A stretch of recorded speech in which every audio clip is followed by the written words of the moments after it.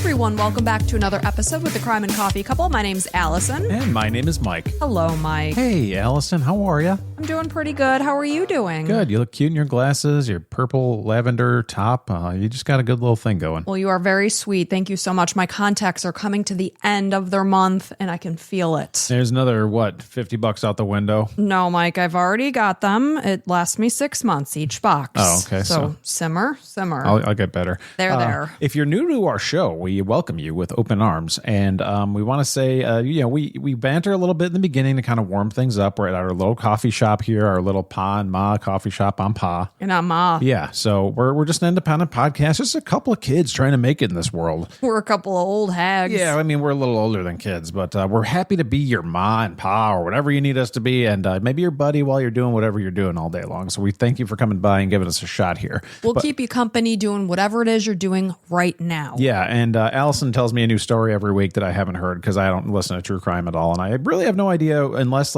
I'll name all the murderers that I know. It's now, I was going to say Al Bundy, but it's Ted Bundy. It wasn't even a joke. I was like, Al Bundy. Bundy. Ted Bundy. And then we got Dahmer.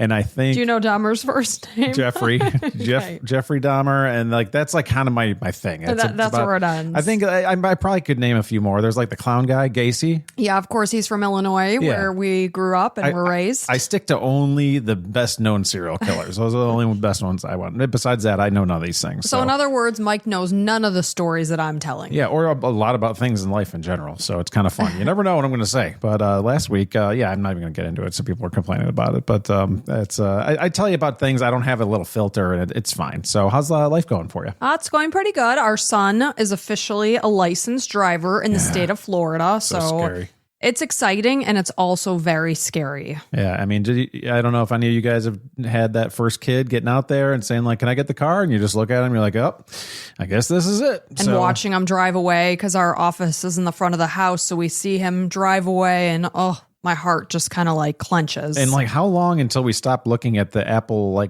Find My Phone thing to just track him? He went for pizza yesterday. He went to pick up pizza for us, and I'm looking at it. I'm like, he's going the wrong way. The kid has no idea where he is unless he's on GPS. And while we were, obviously we did a lot of test driving. We're 50 or 100 hours. It's 100 hours, and he was driving a ton. Yeah, he was driving a lot, and I was like, it's really important for you to know where you are. You don't have to know the street names, right? That we're kind of past that, I guess. But just kind of have a general idea. Are you north of your house, south? Don't have to say north or south, but be able to point to it from where we are. And zero idea of where he is for the most part. I'm pretty good in Florida. I know my directions well, but when I grew up in Illinois, my dad would be like, go south. And I'm like, I have no idea. Of course, I started driving in what we drove in 1994-ish. Yeah, and there it's there were no maps. Yeah, it's like a rite of passage to know the avenues and streets and south and north and Wabash and blah, blah, blah. It's okay, I'm very impressed, okay. My dad he knows directions very well. He can go to a state he's never been to, and within a little while, he'll know it back, right, center, and forward. Yeah. So for me, I lack that. So when I was lost in downtown Chicago, probably days after I got my license on my 16th birthday. Why'd you go downtown? Me and the girls, because we could. Okay. And so I'm lost, and I had this huge car phone, an actual phone that was installed in my car, only to be used in an emergency. Well, yeah, because it's probably $1 a minute or something Probably. So I call my dad panicking, and that's where he's throwing out these cuckoo directions east. Are you heading east or west? It's your idea is as good as mine. No idea, buddy. Pick a coin. Yeah, I'm going to tell you the streets, and you tell me which way I'm going, basically. Yeah, right? So we'll see. I mean, he's a responsible driver, but still, there's that fear. Yeah, and he's a boy, and I was a boy once, and I was stupid. I did a lot of dumb things. I think I took my mom's car over 108 miles an hour on the expressway several times. I wanted to see how fast I can get to this Homewood, the town of Homewood from Orland Park. So our son seems, knock on wood, I'm knocking on my head, just a little bit more cautious, which I will take that any day over cocky. Yeah, my friend just recently texted me because he saw that our son got his license. He's like, congrats. He's like, is he as confident as you were when you started? Because my friend, he bought his own car 6 months before he even got a license because he's crazy like that. He's probably with cash. Yeah, it was a 1980 Cadillac DeVille or something like that. And Yeah, he's very well put together. He knows his deck. He's very responsible. So he had his own car, but he couldn't drive yet. So I turned 16 first. So he's like, all right, you drive. And then when I turn 16, I'll drive. And like, it was awesome. So nothing like 15 and 16-year-olds in an old caddy. Oh, it was amazing. Like everybody knew we were coming along. And like, if we got in an accident, we weren't going to get hurt. That thing was a freaking tank. Absolutely. And he was like, yeah, you were good right away. And like, he was good right away too. We were both good drivers. Yeah. But yeah, hopefully in the best form. We'll see. Step back into the world of 90s true crime with the Unsolved Couple podcast. Join Ben and me, Sierra, as we dive into the iconic TV show Unsolved Mysteries, providing you the updates you missed out on as a kid. It's the perfect mix of nostalgia and true crime. Join us every Tuesday as we recap your original gateway drug into true crime, Unsolved Mysteries. Are you ready to jump into this? I think so. All right. So this is a story of Whitney Cerak and Laura Van Ryn. So before 2006, the Cerak and Van Ryn families were for the most part unaware of each other. Yet each of their daughters attended Taylor University, and this is a small evangelical. Very good. I don't know why that word I have to think about it before I say it. It's just that word. You have no problem with any other words at all. Evangelical Christian school, and this is in Upland, Indiana, and both families were from Michigan. However, a tragic accident that happened in April 2006 catapulted both families into an emotional journey when they found themselves in an unimaginable twist of fate, and their lives from that moment on were forever intertwined. So in the spring of 2006, when 22-year-old Laura Van Ryn wasn't on Taylor's campus during the school year, she lived in Caledonia, Michigan with her family and her parents. Her parents are Don and Susie. She had an older sister, Lisa, and two brothers, Kenny and Mark.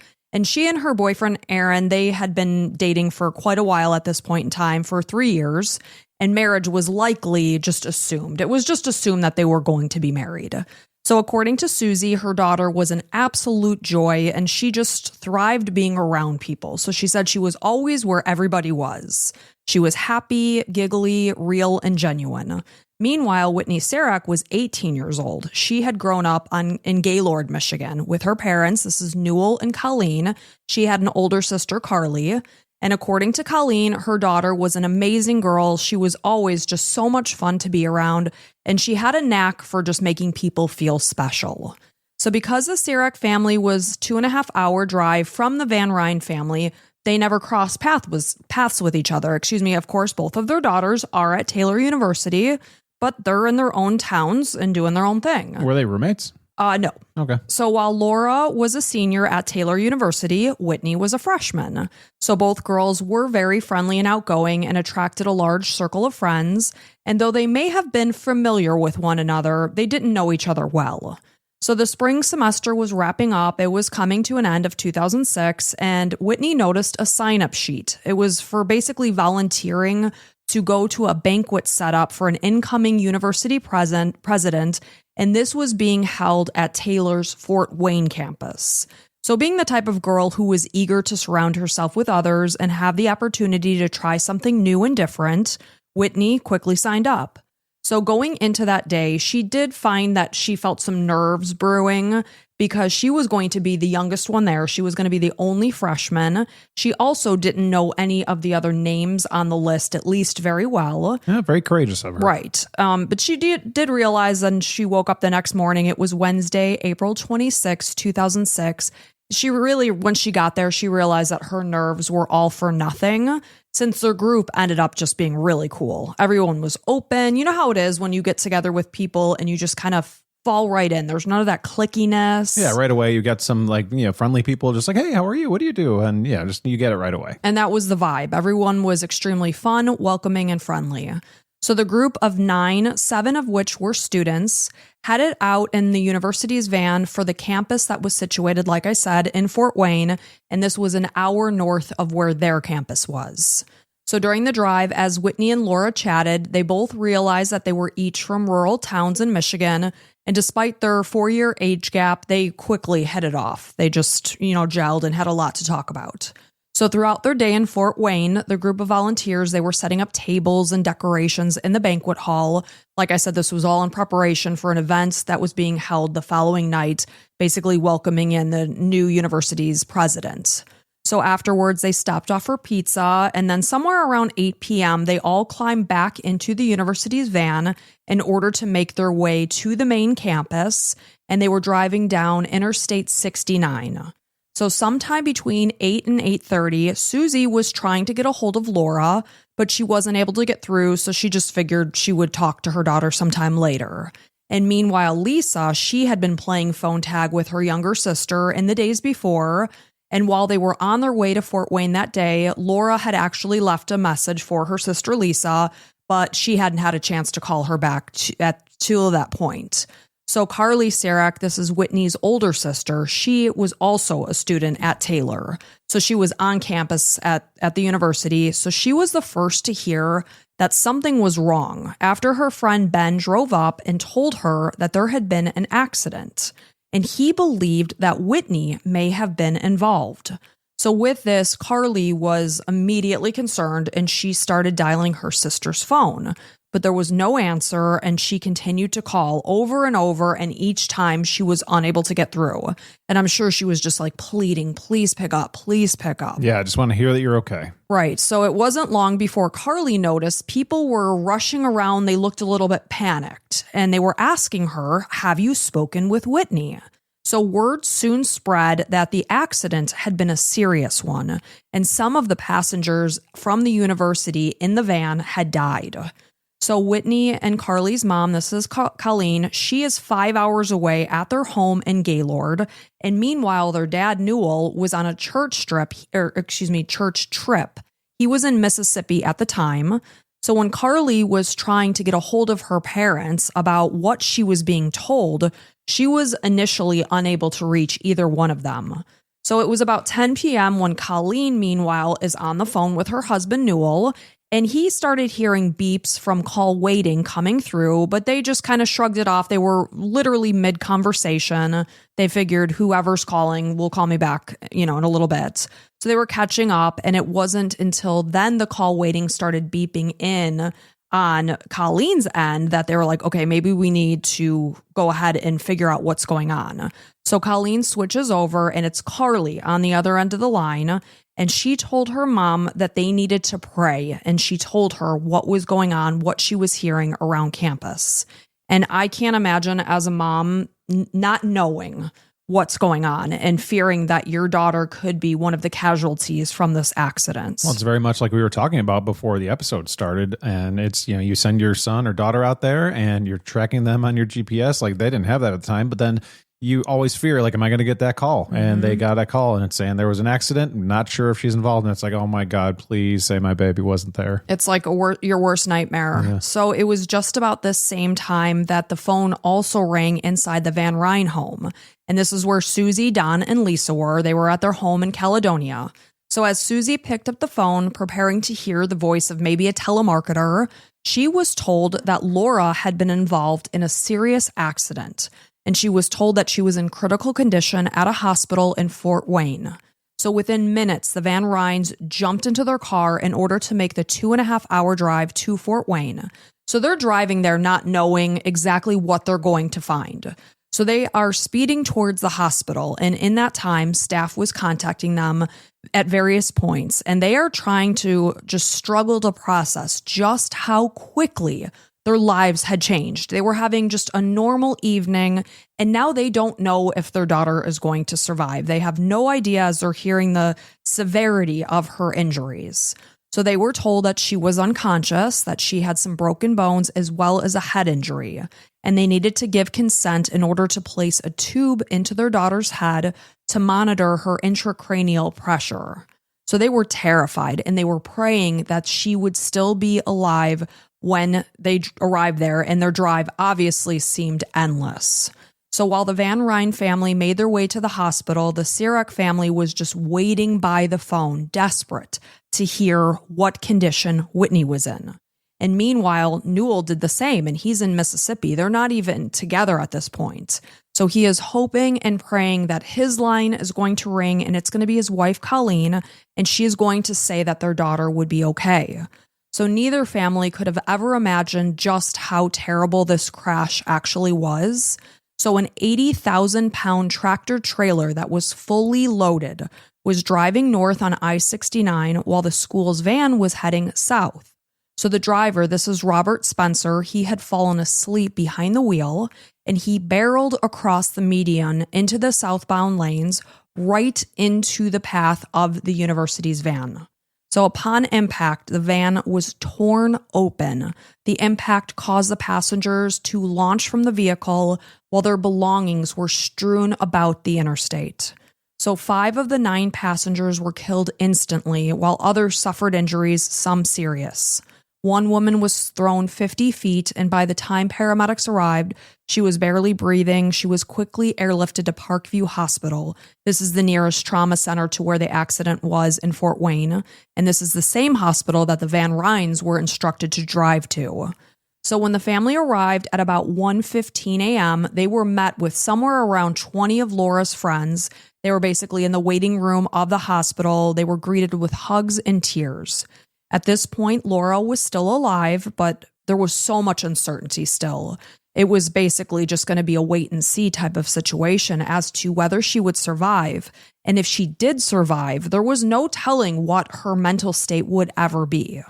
So meanwhile, at about 10:45 p.m., this is hours earlier and 2 hours after the accident, Colleen Cerak received a phone call from the coroner.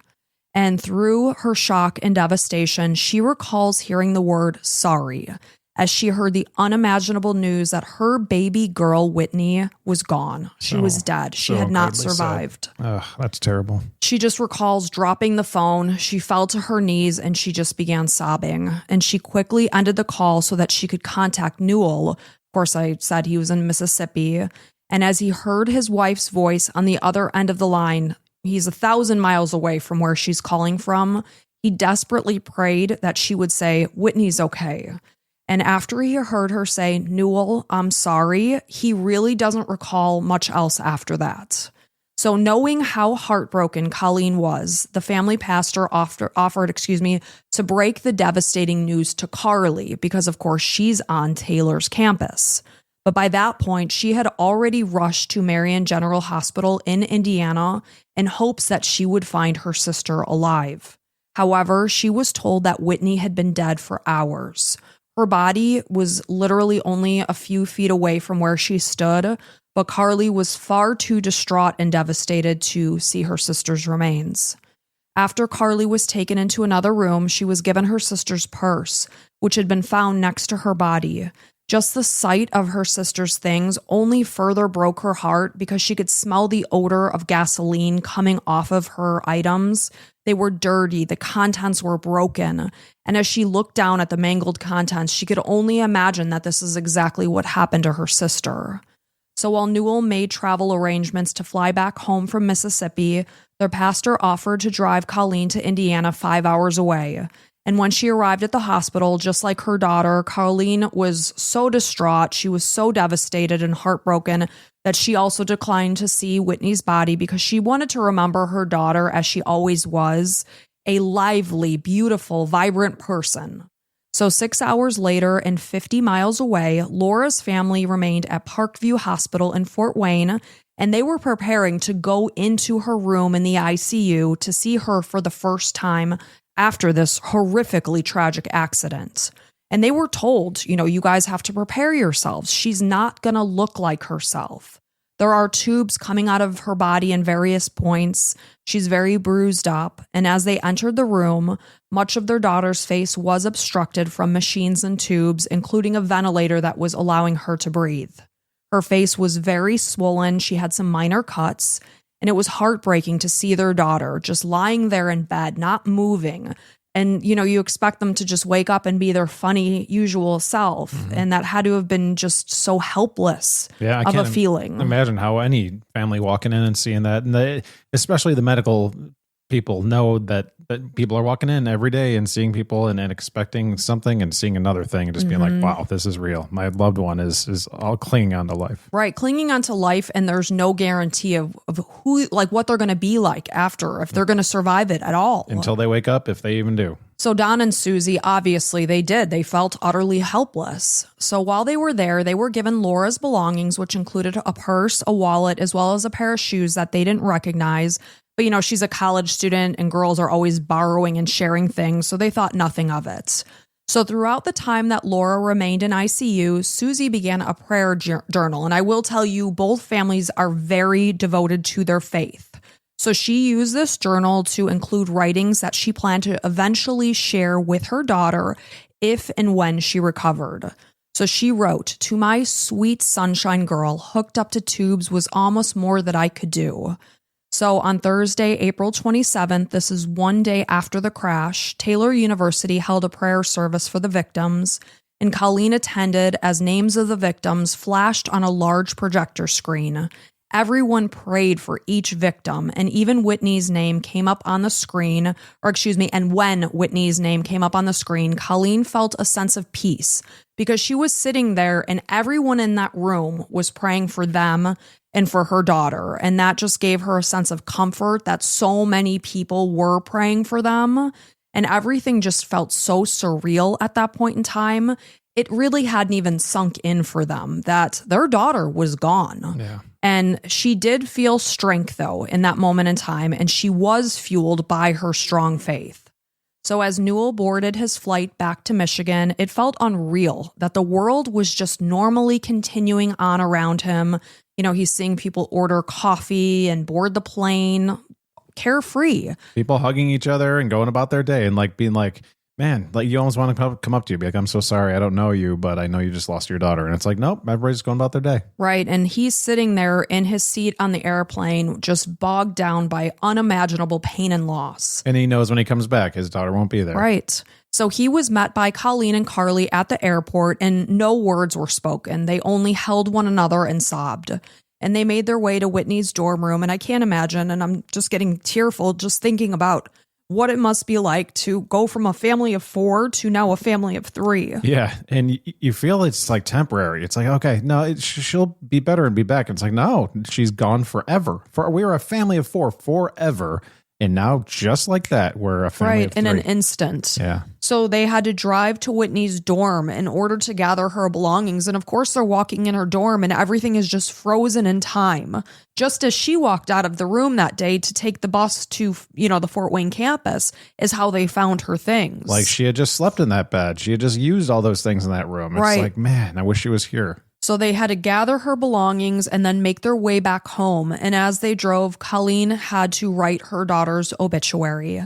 She wrote, "Whitney Aaron Cerak, age 18 of Gaylord, died in a tragic car accident Wednesday, April 26, 2006 in Marion, Indiana. She lived a wonderful and full but short life. She was a freshman at Taylor University where she was growing in love and knowledge of her friend and savior, Jesus Christ. She is now living with him in heaven." And meanwhile, the Van Ryn family was holding a vigil at their daughter's bedside 24/7, and she remained critically injured in the ICU. So Lisa decided to start a blog on Friday, April 28th. This was 2 days after the crash, as a way to keep her loved ones and anyone, any friend, family member, anyone that cared, updated about her sister's condition and her progress. So that day she wrote, "Her left leg," and in parentheses she put femur, "and left elbow are broken and have been placed in casts. Her right clavicle bone is broken also and is in a sling right now.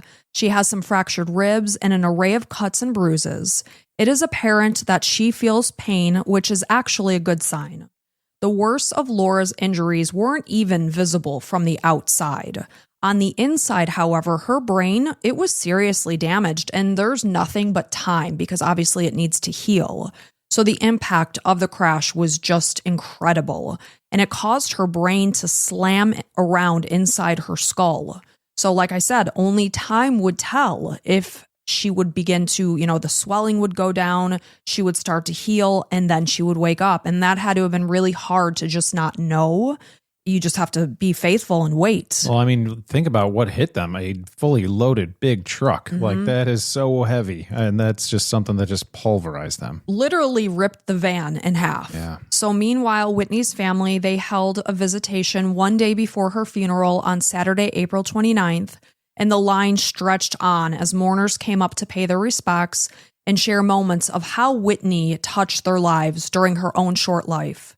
Despite their pain, these words brought them comfort on a day that just so happened to fall on her birthday. So since their daughter was a lover of birthdays, they played videos from her earlier birthday parties on a TV, and as images flashed across a screen of Whitney smiling, it was a comfort to see her joy and hear her laugh, and it helped them all celebrate the life that she lived, despite the fact that it was far too short. So because of the extent of her injuries, Whitney's casket was closed during her funeral, which was held the following day. And in a church that held 1,100 people, more than 1,400 people attended, and the Cerak family felt surrounded by love on such a horribly sad day. So now back in Fort Wayne on May 2nd, this is 6 days after the accident, Lisa updated her blog about Laura's recovery, and she wrote, "Laura's surgeries today went great. They set her broken leg and elbow and added a couple of plates for stabilization. She'll get to be more entertaining going through metal detectors now. The tracheostomy went very well also. There is no longer anything in her mouth, so rather than her being orally intubated, they would do a tracheostomy, so the tube wouldn't be coming out of her mouth any longer." So she wrote, "All tubes, etc. have been removed. Laura's color has improved a great deal, and she is also moving quite a bit." So by this point, Laura was still in intensive care. She was still in a coma, and she remained heavily bandaged, and her face was still very swollen. But through it all, her family remained at her bedside through every single moment. And despite the fact that she couldn't respond, they would talk to her, and they would tell her who had come to see her that day, what they were doing, and they would try to keep the conversation very positive. So they told her that she was doing so great and that her hair looked particularly good that day, that all the flowers were blooming since it was springtime, and they also sang her favorite songs. And since she was in ICU, visitors were limited as to how many you could have at a time. So basically what happened, it was a constant rotating, revolving door of people coming in and out to see her. Nobody does selling better than Shopify. Shopify is the home of the #1 checkout on the planet. And the not-so-secret secret, with Shop Pay that boosts conversions up to 50%, meaning way less carts go abandoned and way more sales going through. So if you're into growing your business, your commerce platform better be ready to sell wherever your customers are scrolling or strolling. On the web, in your store, in their feed, and everywhere in between. Businesses that sell more, sell on Shopify. Upgrade your business and get the same checkout that Skims uses. Sign up for your $1 per month trial period for 3 months at shopify.com/Westwood1, all lowercase. Go to shopify.com/Westwood1 to upgrade your selling today. Shopify.com/Westwood1.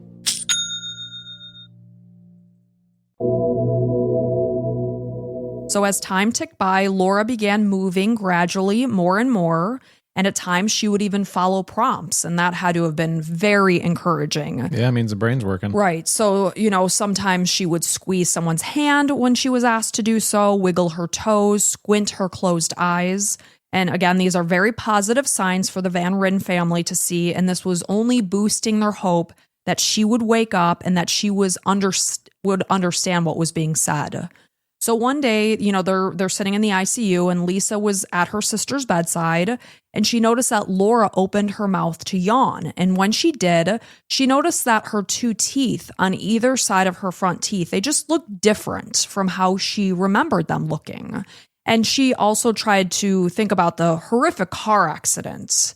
And Mike's looking up at the ceiling right now. I think he knows. Yep, this is crazy. Okay. So she's thinking about the horrifically awful accident scene and the fact that Laura had been found up against a fence, and likely her teeth had shifted on impact. So now on Sunday, May 7th, Taylor University held a memorial service for the 4 students and 1 staff member who had died during the crash. Whitney's family, they drove over to attend, and on their way, they actually passed the accident site. So they pulled off and they got out of their car, and they noted 5 crosses on the side of the road, and they were able to see the location where their daughter had lost their life. And they noted the large crevices in the median that were torn up from the truck coming across the traffic. So before attending the memorial service, a dinner was held at the home of a university's president, and they were able to meet the university official who actually was the one to identify Whitney's body. And the man was a very good friend of theirs, so they had the opportunity to thank him for what he did for them because they didn't want to be the ones to do it. So Susie and Don, they left Laura's bedside in order to attend the memorial service as well. And Newell Cerak gave a touching speech about his daughter Whitney as victims' photos were shown up on the projector screen.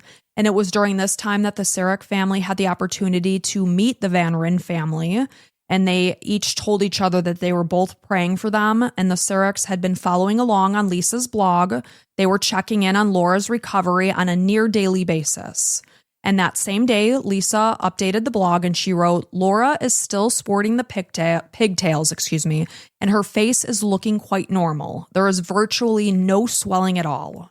So by this point in time, Laura had been in a coma for 11 days, and the blog's following had truly started to grow, and word spread all over the world about what had happened. So Lisa went on to write that Laura was breathing on her own, she was sitting in a chair, and she looked peaceful. She did remain unconscious at this point, but she was moving more and more with each passing day. So being in the hospital, there was naturally a lack of privacy, and one day Lisa got a surprise when she noticed that her sister's navel was pierced. And this was something she was unaware of. It actually made her chuckle a little bit, but she just shrugged it off. Yeah, college, experimenting. And it wasn't long before the Van Ryn family, they were rejoicing a major step forward when Laura opened her eyes for the very first time since the crash.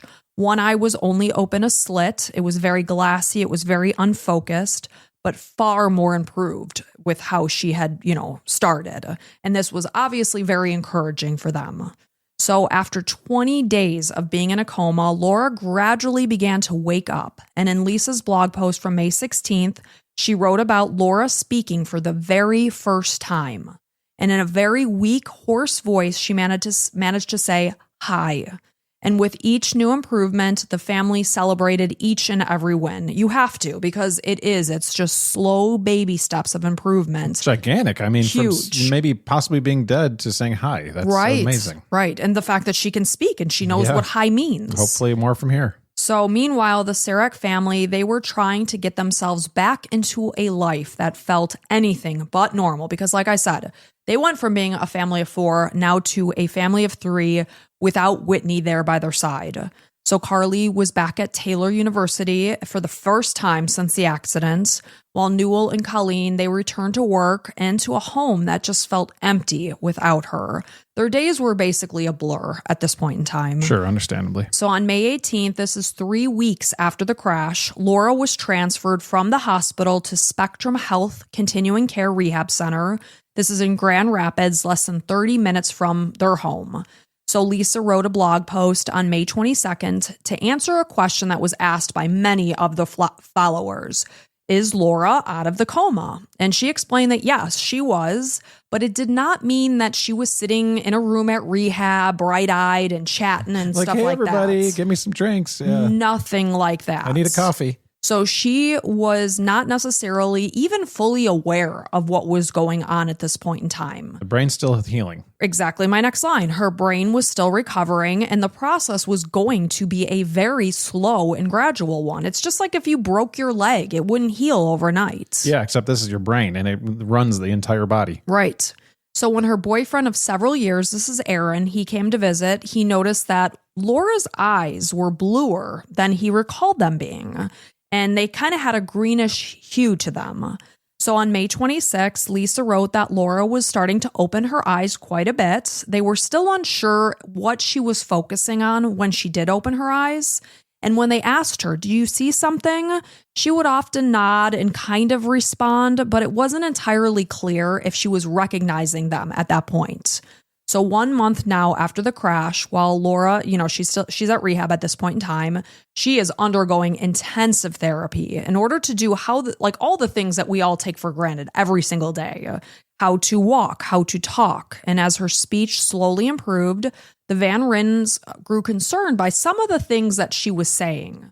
She called Lisa both Carly and April, as well as one other name, and they just made the assumption that she was just mixing up various staff members because, of course, she was dealing with staff at the hospital. Now she's at the rehab center, and her brain is healing. So Laura also called her boyfriend, Aaron, Hunter, and told him to lie down. So because she had suffered a traumatic brain injury, it was no surprise that she was mixing things up. So she was shown a photo of her roommates, and they were very encouraged by the fact that their daughter was able to name each person in that photo. So they saw that she still had her very strong soccer legs. And normally if she was just kind of sitting in the room in her chair, they would see that she was jiggling her leg, like almost like that nervousness, just out of habit, just like she'd always done. So Memorial Day was actually the first time since the accident that the family spent any time away from Laura. They were visiting with family and friends, although Don did come by at some point that day and he attended a physical therapy session with his daughter. And when the therapist asked her to write her name on paper, she wrote the name, what?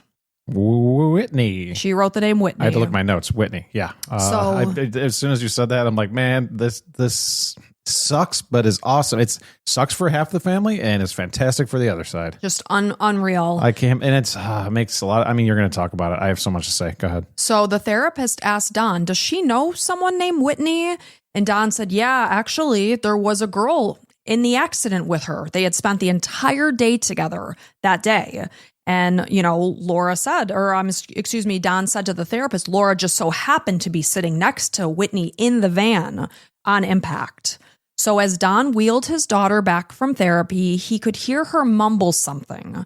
So he leaned closer to hear her better, and he heard the words, false parents. So as the day progressed, friends of the Van Ryns, they joined them for dinner at the rehab center. And when Susie asked Aaron to wheel her over to say hi, she noticed a strange look pass over her friends' faces. But they didn't say anything. The moment passed and they just moved on. So meanwhile, Lisa headed over to see her sister after she had spent much of the day with her friends. So she was just sitting there hanging out with her sister. Her sister had fallen asleep. And she looked at her sister's face. And this is truly the moment that doubt started to creep into her mind and into her heart. She thought about that moment in the hospital when her sister yawned and her teeth looked different. She thought her sister's eyes just looked too blue. So when she got home, she didn't say anything to anyone at this point in time, but she grabbed a CD that they had been given that was played at Whitney's funeral. And as Whitney's face came on the screen, Lisa was able to see her teeth. And immediately she was brought back to that moment in the ICU when her sister yawned, and she and her brother noticed that her sister's teeth looked different than she remembered. And she's looking at Whitney's teeth, and those are the teeth that she is looking at the rehab center. Unbelievable. So that night, Susie wrote in her journal that she could not bear having Laura taken from her. She said, "Could I not know my own daughter? Oh God, help me." So this was when doubt truly began to set in that the girl that they had been holding vigil next to might not be their daughter. And if it wasn't, she would need her true parents right away. So Don was still holding out any shred of hope that this actually was Laura and maybe something about the accident just changed things. So the next day, when he spoke with his friends that had met them the previous evening to have dinner at the rehab center, they spoke with him about their doubts that the girl they saw was their daughter. Because remember, she saw a strange look pass over their faces. Yeah. So Susie and Don decided to find out how the bodies at the crash site had been identified. And as they made various phone calls, they were told that the contents of the van had been strewn around and visual ID had been made at the scene. So at this same time, Lisa was attending a therapy session with Laura. And when the therapist instructed Laura to throw the ball to your sister, Lisa believed in her heart that this was not her sister. So after the session, Lisa knelt down in order to be face to face and said, "Can you tell me your name?" And immediately she responded, "Whitney." And when she asked what her parents' names were, she said Newell and Colleen. And this was something that Laura wouldn't have had any clue of what Whitney's parents' names were. Right. And this sealed the truth for her that this was Whitney Cerak, not Laura Van Ryn. My God, like you just go through this whole traumatic experience of your sister going through an accident and you're like, all right, you're getting so helpful and hopeful that like you're seeing good signs and you're keeping this journal and you get all these people, praying for you and you got this blog and they're all excited. And then you're like, oh no, but you're not mad that this other person's alive, but your own sister is gone. Unfreaking believable. So somehow in this moment, Lisa managed to remain calm and she wheeled Whitney back because now she knows this is Whitney. This is not Laura. She wheeled Whitney back to her room and spoke to her parents. Realization was hitting them that they knew exactly where Laura was and she was gone. But before they could even acknowledge their grief, their first priority was contacting Newell and Colleen. Yeah. They called them, the phone calls basically happened on Wednesday, May 31st. This is 5 weeks since the fatal accident. So now the phone is ringing at 2 a.m. inside the Cerak home, and it was the Grant County coroner and the Grant County coroner and the Grant County chaplain. At 2 a.m.? At 2 a.m. What the hell's wrong with them? So this time, Colleen was home with Carly as Newell is on another trip. He's in New Jersey, and this is the very first church trip he had taken since that horrible, horrible night when he got the phone call about his daughter. So after she was asked if she was home alone, she explained that she was there with her daughter and they instructed her, okay, go wake her up, go get Carly so that she could be with you when we tell you what we're going to tell you. Jeez. So they say to her, we have reason to believe that your daughter Whitney is alive. So nothing made sense about the words that they were hearing. They had been at Whitney's funeral. They had watched as her casket was lowered into the earth. So they asked her to bring dental records. And at that point, Carly did not believe for a second that it was her sister, since she is close friends with some of Laura's friends. They had all gone down and visited Laura at the hospital or at the rehab center. No one said a thing about it. So after Carly and her mom got Whitney's dental records, they made the 2.5-hour drive to the rehab center. All of this happened in the middle of the night. So now they're in Grand Rapids and the sun is rising and they were arriving and they were brought back to this room. So now they get to see for the first time because they just can't believe it. They can't believe they're going to walk into this room and potentially see Whitney. Is this really my daughter? Is this really my sister? Right. This is like a miracle almost. Because they have had 5 weeks to try to come to terms with the fact that Whitney is gone. So I can't even imagine how surreal this had to have felt. I mean, their heartbeat must have been out of their chest, like insane.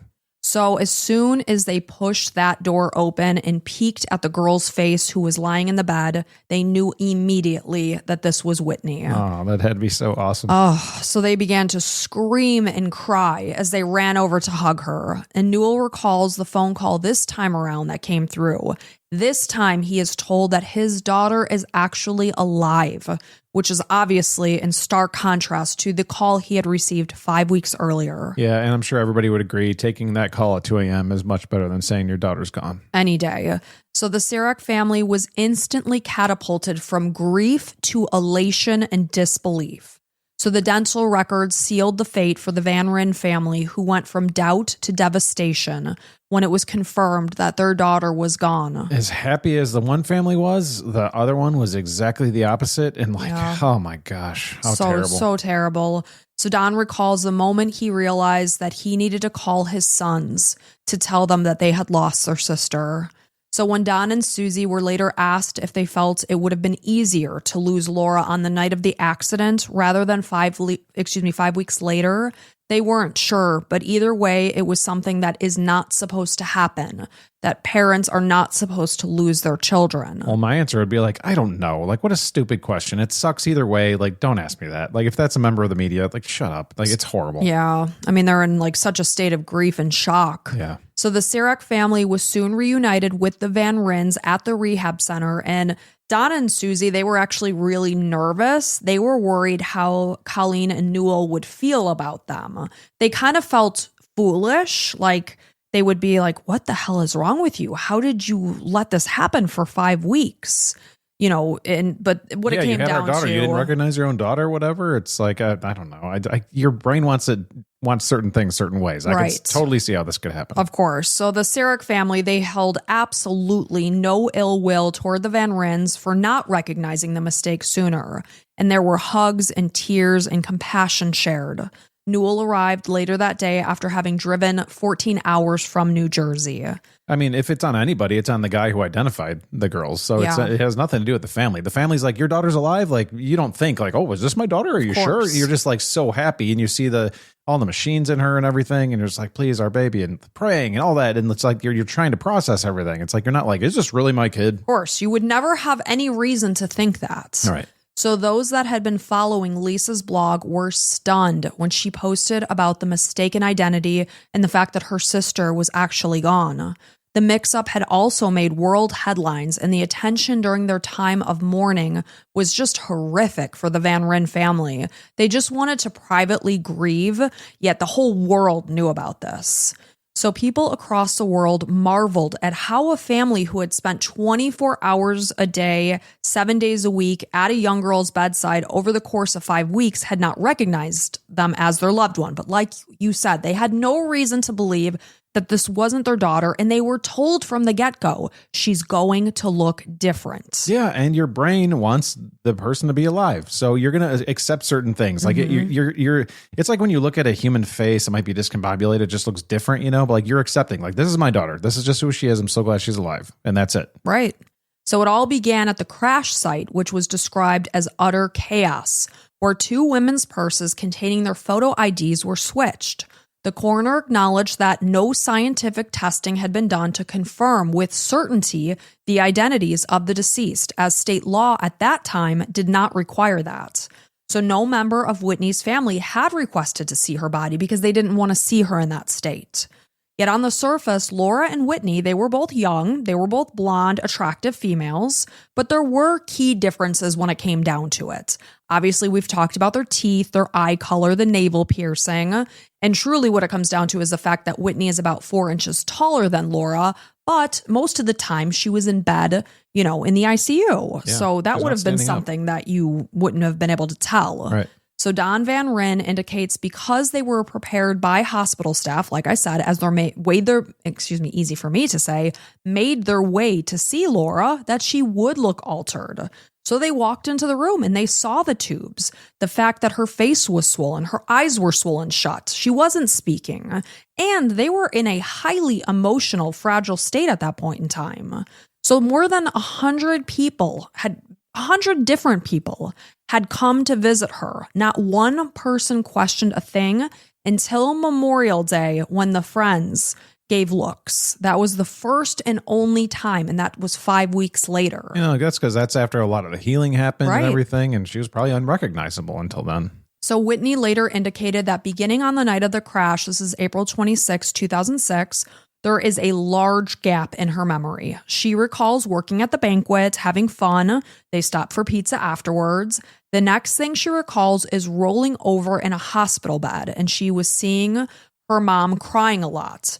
The space in between when the Van Ryn family held vigil at her bedside, believing she was Laura, is mostly blank. She really does not remember that at all. She acknowledges that it must have truly messed with her mind to wake up and see strangers at her bedside. Well, then you're like, oh my God, I don't remember my mom and dad. Right. And then they're calling her a different name. They're calling her Laura. She's coming out of a coma. Yeah. You're like, I guess I think my name's something else. I'm going crazy.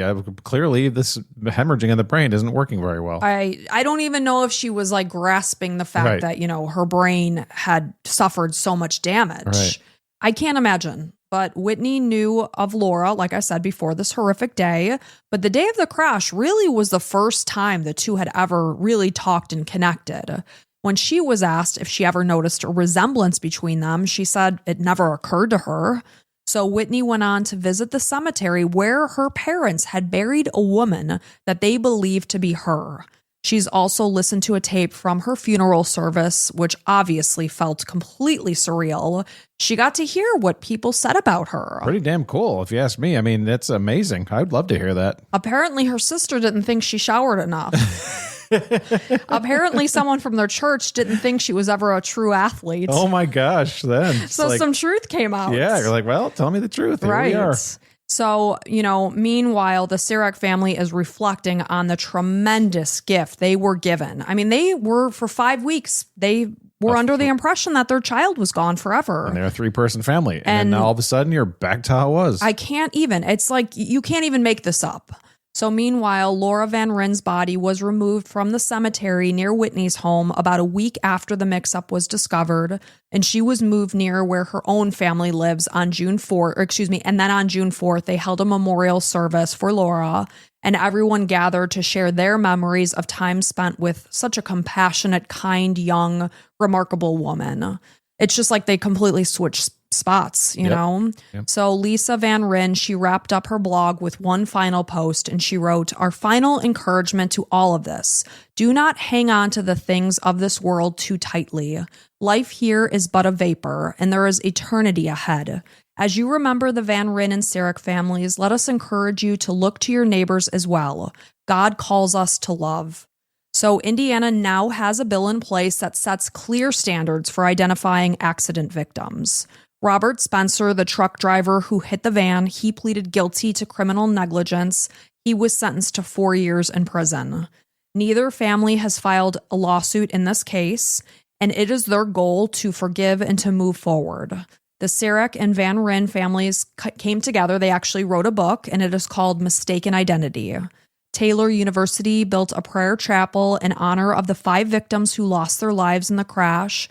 This is students Laura Van Ryn, Brad Larson, Laura Erb, Betsy Smith, and university staff member Monica Felver.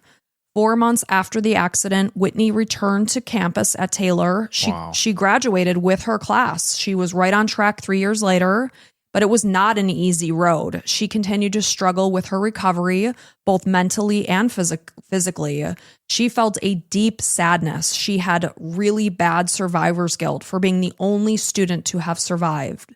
She felt broken. She retreated into herself. However, her community truly rallied around her, and paired with her strong faith, she was guided through her pain.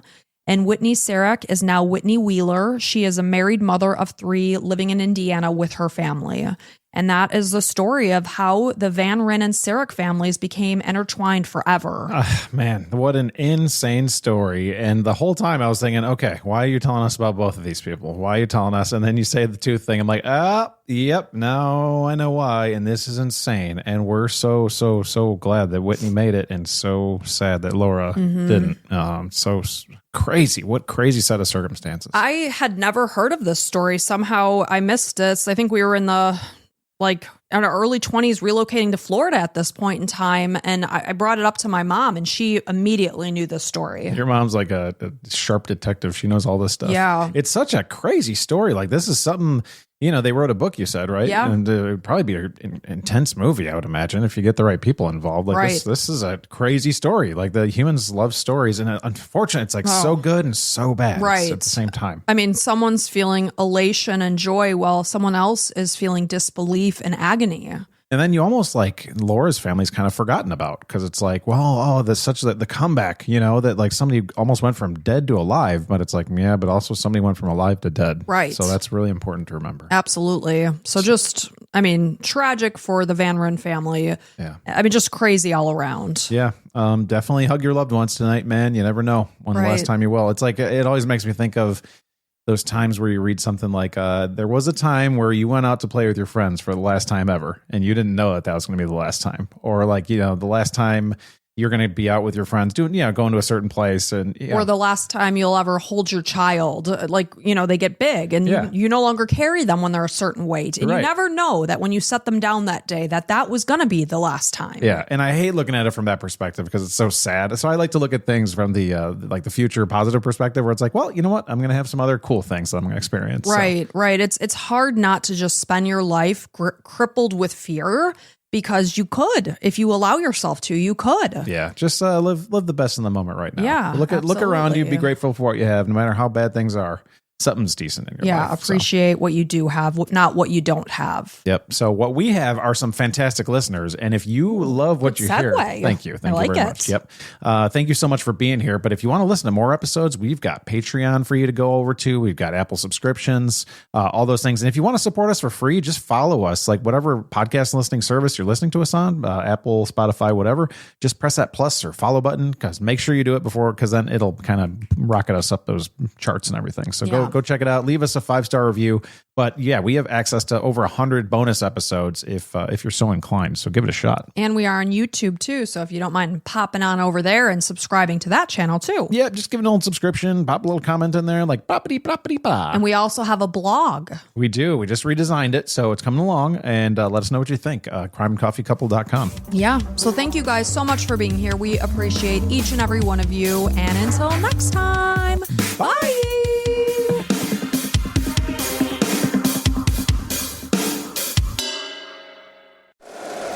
If you like the show, please take a moment to rate, review, and subscribe. It really does help the show to grow. Thank you for listening.